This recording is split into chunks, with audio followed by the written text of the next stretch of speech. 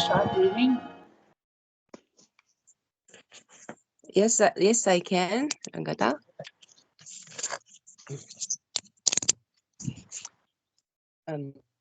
The master of our works and our being is not merely a Godhead here within us, nor is it merely a cosmic spirit or some kind of universal power. The Word and the Divine are not one and the same thing, as a certain kind of pantheistic thinking would like to believe. The Word is an emanation.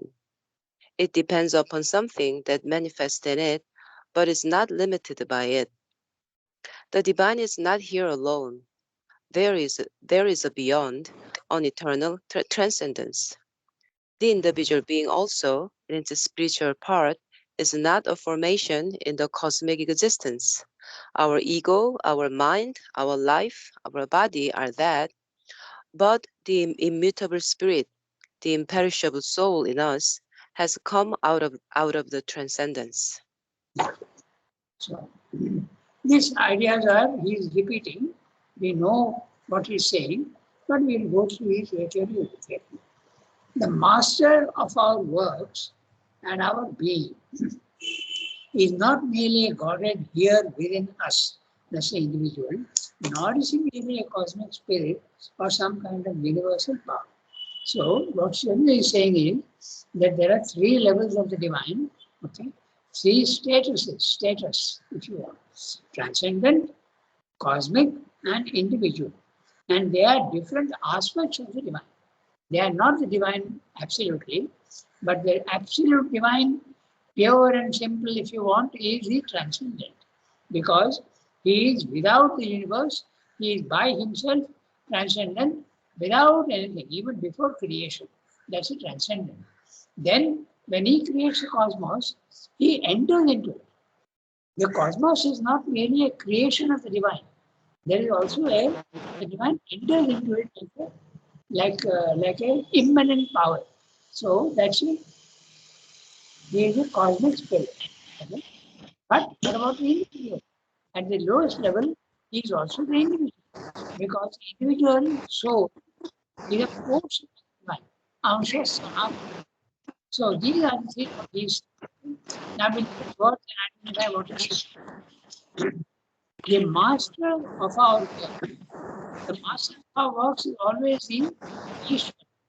Ishvara is the master of our works. Because at high levels, he can be universal. He can be universal. So master of our works is yoga. Okay? Because we are being a person. So that's the Ishvara. So he is at the third highest level. Okay? So master of our works and our being. He is also our Lord, and we are giving all our work to him. He is not merely a Godhead here within us. So which is the Godhead within us? It's the immanent divine within us. And sometimes you get the feeling that Sridhar is saying that the psychic being is the individual soul portion of the divine, but the divine is also there hiding in the individual. There can be a slight difference between the two. The universal divine and the individual divine, not necessarily the psychic being. The psychic being is definitely an entity, and the Godhead within us is more than the psychic being, but he hides behind. He doesn't make himself obvious. Nor is he merely a cosmic spirit. The cosmic spirit is or some kind of universal power. So he is using both the words, cosmic spirit and some kind of universal power, because there are many concepts. So that's why he's saying some kind of universal power. There is theism, then there are many others who say the divine is there in the universe itself is the divine. So some kind of, he has made it slightly more wide in his meaning, okay, of universal power. Note the word cosmic spirit can be personal and impersonal, but universal power can be only impersonal. Okay, so the world and the divine are not one and the same thing. Okay? As a certain kind of pantheistic thinking would like to believe. The pantheism says the divine is the universe and the universe is the divine. Sri is very clearly saying, no, it's not like that. The world is created by the divine, but the divine enters into it and supports it from behind. Okay? So there is a difference. That the world is his creation, but his creation. Rangadhar, Yes, tell me. sorry to Yes. disturb. Actually, we are much ahead. I think Sunki last time in writing made some, there must be some misunderstanding, because the last Tuesday we have done not only liberation but perfection, which is So three, which four page is pages that? in my own. Page number I will not be able to say, Rangadhar, because my book is different. 1 minute, just 1 second. No, so tell me the beginning of the paragraph. 1 minute, huh? See, page 251 in your book. Page 251 in your book. We had done that paragraph last class. Okay, just 1 minute. 251. No, actually, Tarika Ben has read till this point as the master. We have to read it because in my book also the page is same, but in Rangadhar's book the paragraph is different. Just 1 minute, Shilpa. Just wait one. Please wait.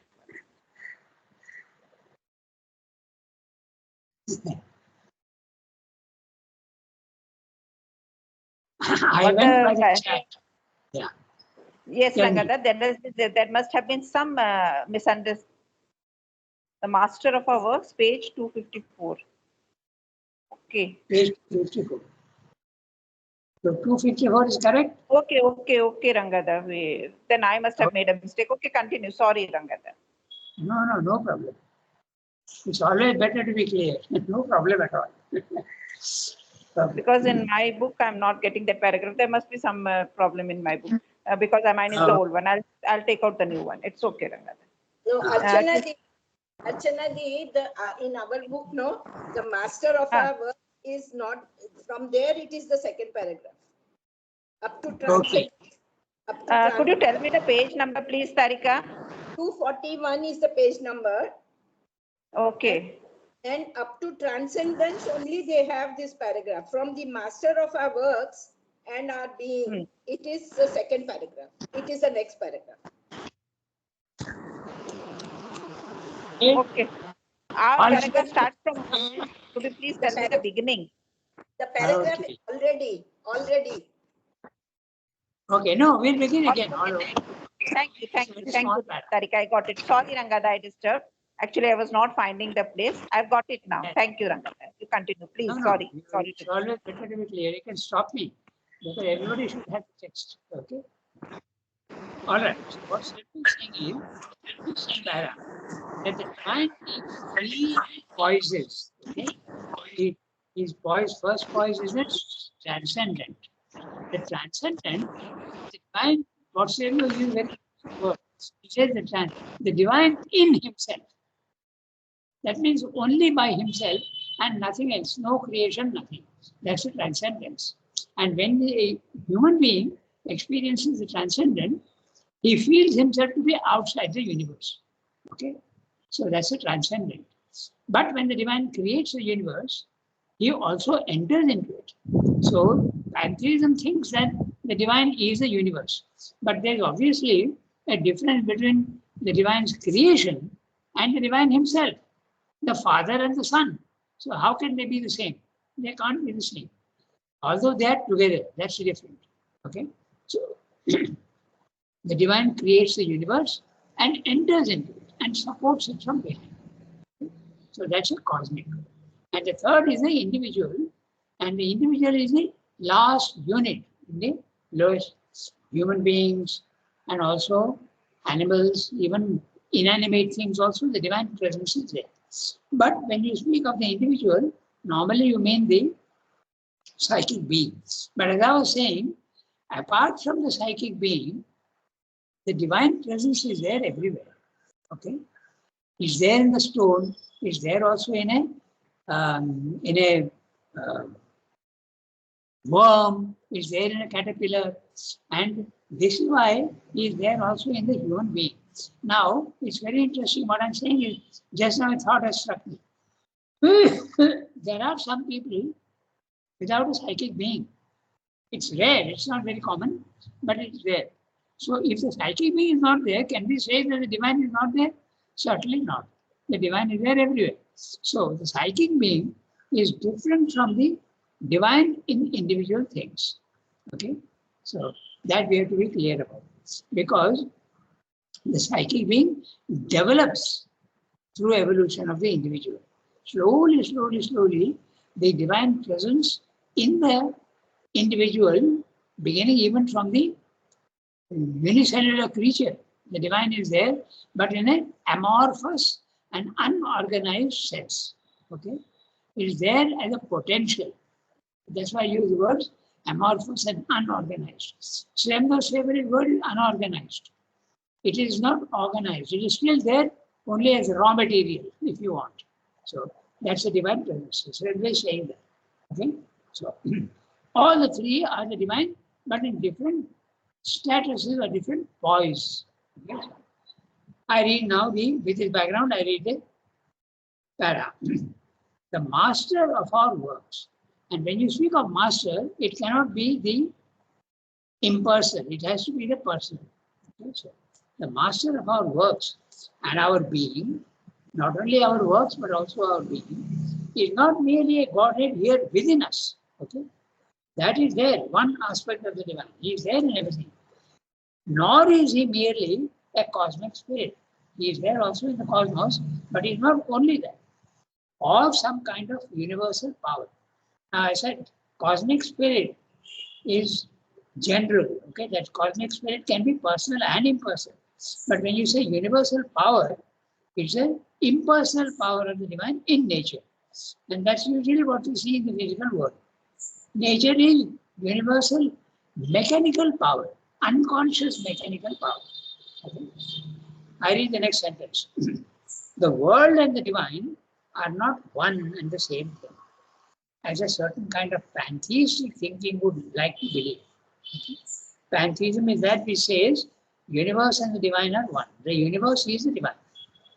That's not exactly correct, because as just now we saw, the universe is the creation of the divine, and the creation of the divine can't be the same as the divine, obviously. So it's different.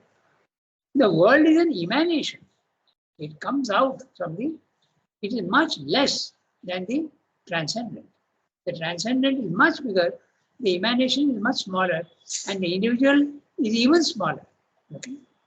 It depends upon something that manifests in it, but is not limited by it. The divine is not here alone. There is a beyond, an eternal transcendence. So that's what he's saying. He is repeating the same thing. The individual being also, in its spiritual part, is not a formation of cosmic existence. The individual, his body, mind, life has been created by universal nature. His body has come from matter. His vital has come from universal power. Okay, the vital world. And his mind has come from the mental universal world, the infinite universal world. So he is a formation of nature. But apart from that, there is a psychic being and the individual divine inside each thing. That's what he pointed out. The imperishable soul in us, that is very clearly the psychic being. Okay, he's using the word soul in a very general way. Normally, when he says soul, it is the undeveloped psychic being. The psychic being is a developed soul. This is here explained in letters, but here he's using in a very general way. Now we can go to the next one. A transcendent who is beyond all world and nature. So one of you has to read. Maybe Archana, you can read if she has the text now. Yes, Rangata, I've got the test. Sorry, Go ahead. that was in No, between the paragraph, I was not finding it. Okay. A transcendent who is beyond all world and all nature and yet possesses the world and its nature, who has descended with something of himself into it and is shaping it into that which as yet it is not, is the source of our being, the source of our works, and their master. But the seat of the transcendent consciousness is above in an absoluteness of divine existence. And there too is the absolute power, truth, bliss of the eternal, of which our mentality can form no conception, and of which even our greatest spiritual experience is only a diminished reflection in the spiritualized mind and heart, a faint shadow, a thin derivate. Yet, proceeding from it, there is a sort of golden corona of light, power, bliss, and truth, a divine truth consciousness, as the ancient mystics called it, a supermind, a gnosis, with which this world of a lesser consciousness, proceeding by ignorance, is in secret relation, and which alone maintains it and prevents it from falling into a disintegrated chaos. The powers we are now satisfied to call gnosis, intuition, or illumination are only fainter lights of which that is the full and flaming source.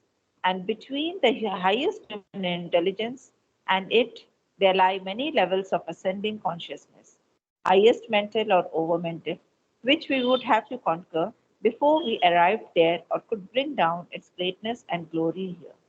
Yet, however difficult that ascent, that victory is the destiny of the human spirit, and that luminous descent or bringing down of the divine truth is the inevitable term of the troubled evolution of the earth nature.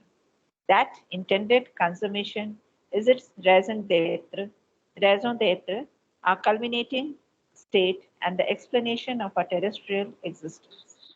For though the transcendental divine is already here as the Purushottama in the secret heart of our mystery, he is veiled by many coats and disguises of his magic worldwide Yogmaya. It is only by the ascent and victory of the soul here in the body that the disguises can fall away and the dynamis of the supreme truth replace this tangled weft of half truth that becomes creative error. This emergent knowledge that is converted by its plunge into the inconscience of matter and its slow partial return towards itself into an effective ignorance. Yeah. Okay. Quite a big para and very interesting para. We'll have a look at it. A transcendent, that's the highest. Okay. The transcendent, only the divine, without the world. The transcendent, who is beyond all world and all nature. See, very clear, he is adding all, so that there is absolutely no confusion at all. He is beyond the world and doesn't include the world at all, or even nature. Only pure divine. Okay. And yet possesses the world and its nature. So, because he is the master of nature, so he possesses, he can do what he wants with nature. Possess, Srem's favorite word, means you are master of what you possess. Possesses the world and its nature, who has descended with something of himself into it, not fully, okay? Something of himself into it. That's why he said emanation. In the earlier paragraph, he has used the word emanation. When you are emanating, mother has very often used the word emanation. Okay? If somebody thinks of mother at that time, okay, even now perhaps, if you think of the mother, an emanation of the mother will answer you. Whether you are conscious or not is another matter. But if you are really sincere, an emanation of the mother will answer your prayer and your remembrance. So the emanation is obviously less than the divine himself. So who has descended with something of himself, not fully, and shaping it into that which as yet it is not. And what is that? The source of our being, the source of our works, and their master. So if we pray, he does come down and answer our prayers. Very clear. But the seat of the transcendent consciousness is above, in an absoluteness of divine existence. Okay? The divine existence, when he means the divine substance. Okay? And now there is a parenthetical phrase. So we will read it without the parenthetical phrase, and then we'll see what the parenthetical phrase means. Okay, so I am reading the sentence now without the parenthetical phrase. But the seat of the transcendent consciousness is above in an absoluteness of divine existence, of which our mentality can form no conception, and of which even our greatest spiritual experience is only a diminished reflection in the spiritualized mind and heart, a faint shadow, a thin derivate. So now we look at the parenthetical phrase. He is saying divine existence, but he's quickly adding, but there also there is power, truth, bliss of the eternal. It's almost like a, it's almost like he should have said absoluteness of divine Satchidananda, and then as an afterthought he says, wait. It's not only existence, but it's also power, truth, bliss, and eternal.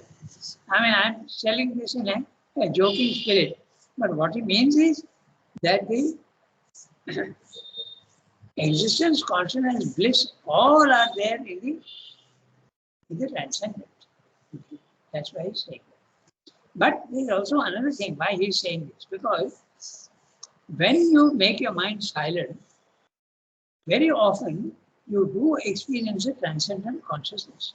You feel yourself to be outside the universe. And if you are outside the universe, it is a substance. Okay, the divine substance, divine existence is divine substance. And that substance is also power, it's also truth, it's bliss of the eternal. And he's saying the human mind can have absolutely no conception of which even our greatest spiritual experience. Now, there is not going to be a contradiction. Huh? The greatest spiritual experience means limited to the higher mind, elemental mind, intuitive mind, lower mind. When he speaks of spiritual, is level 2. Okay? So even the greatest spiritual experience can simply not have an idea of the third level, which is the supermind, the transcendent. Okay? So no conception of which, of even our spiritual, greatest spiritual experience, is only a diminished reflection. In the level 2, it is wonderful compared to level 1, but it's only a reflection. And you remember, he says that very often, the mind, the Manomaya Purusha, becomes like a absolutely a calm lake, and the truth from above is reflected in it. Okay, so that's why the spiritualized mind and heart, a faint shadow, a thin derivate. Derivate is clear. Again, very similar to the emanation. Something which derives from something is less than the origin from which it is deriving. So these are very interesting words, and you see the implications. He is consistent throughout. Emanation, then he is saying also something of himself, and now he is saying derivate. Okay? All of them mean the same thing. Okay? Then he is saying, yet proceeding from it, there is a sort of golden corona of light. Okay? Golden corona of light is talking of the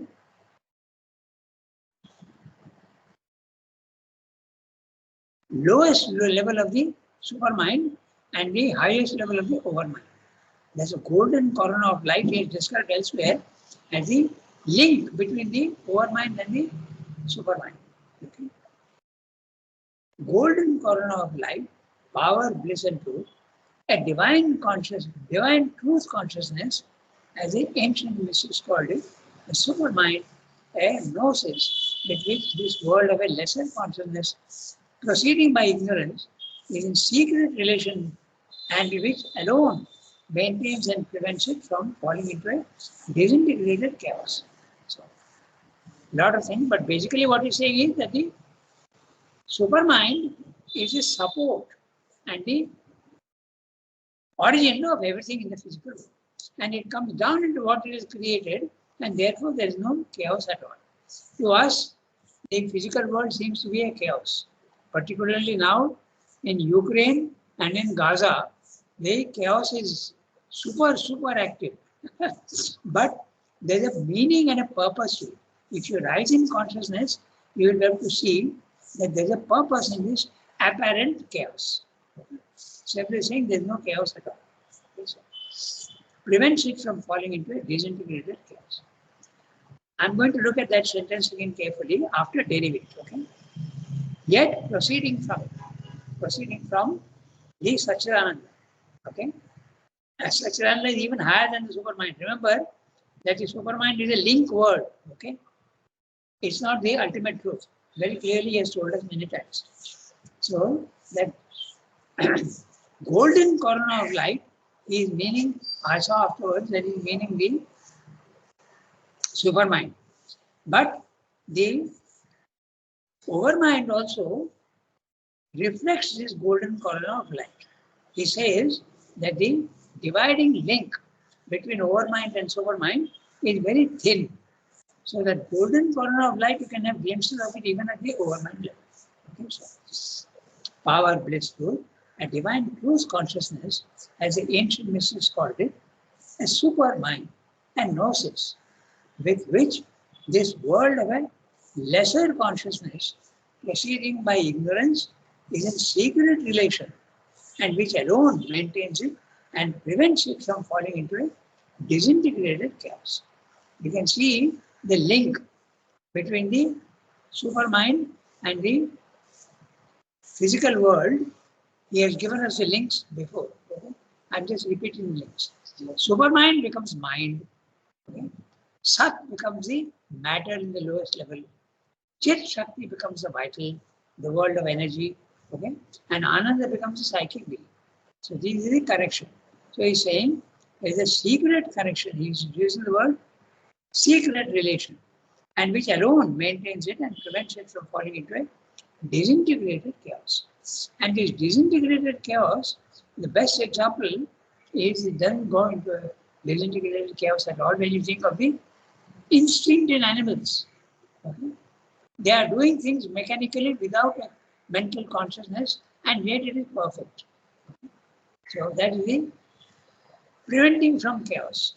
They do exactly what is needed. It's a good example of that. The powers we are now satisfied to call gnosis, intuition, or illumination are only fainter lights of which that is the full and flaming source. Okay? The powers which we are now satisfied to call gnosis, now means at our level. Okay? Gnosis, intuition, and illumination are only fainter lights of which that is a full and flaming source. And between the highest human intelligence and it, there lie many levels of ascending consciousness. Highest mental or over mental, which we would have to conquer before we arrive there, or could bring down its greatness and glory here. So those many levels are very clearly the higher mind, which is the lowest of the spiritual planes, the illumined mind, then the intuitive mind, and the overmind. These are the levels. And so they're saying you have to conquer these levels before you can enter this overmind. You can't go there directly, it's not possible. We have to conquer before we arrive there, or could bring down its greatness and glory here. Can we bring down the glory of the supermind into it? Not from the spiritual planes of consciousness, you can't do it. But when you go to the supermind, then it is possible to bring down that power and glory here. Okay.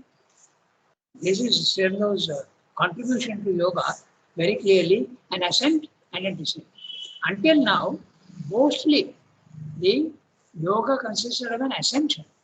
You ascend out of level 1 into level 2, and if you are lucky, a little bit of level 3.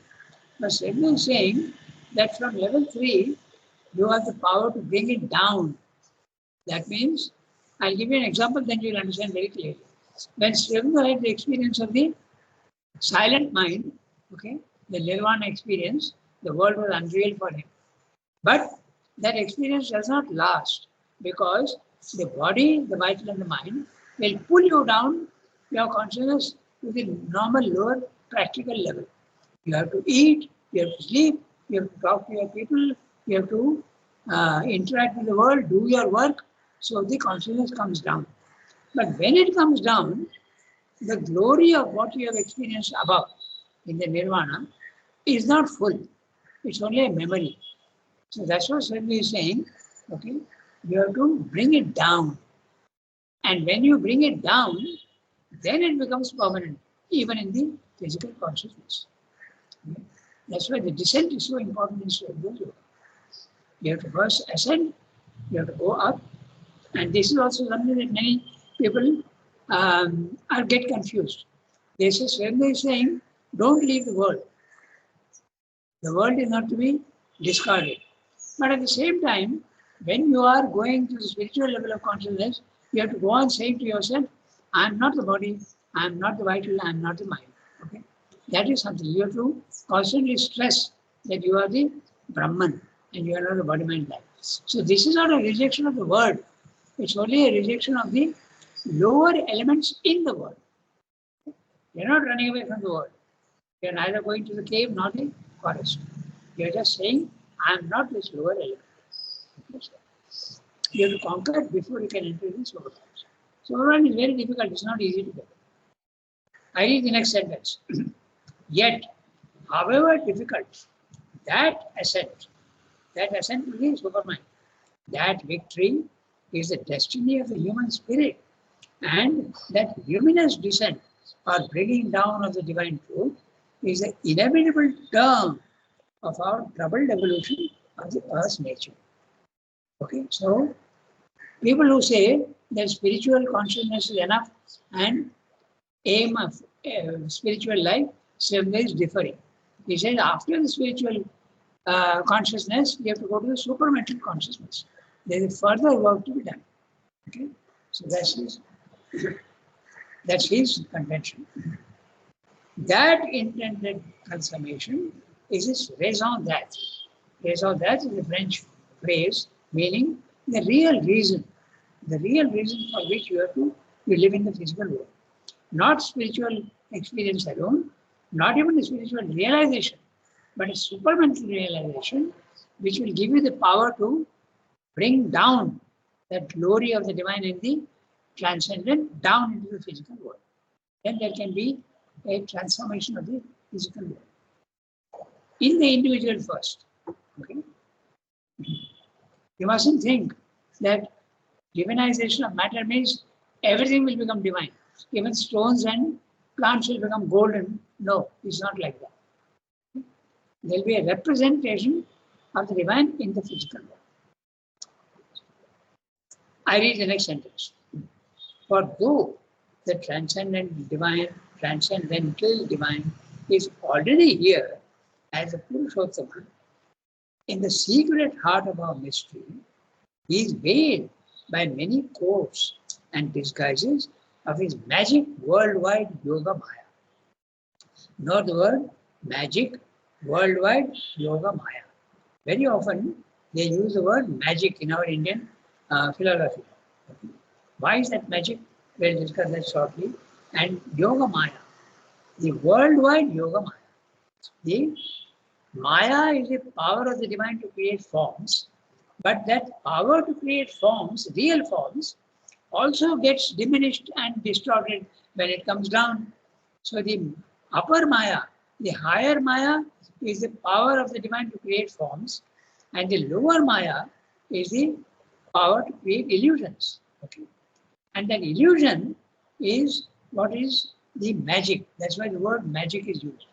And the word magic is used in many ways. Okay? That which is the truth becomes the shadow. That's one way of looking at the magic. How does it do that? Okay? Then the other magic is we don't think of it that way. But just imagine what he can do. Okay? No man can do that.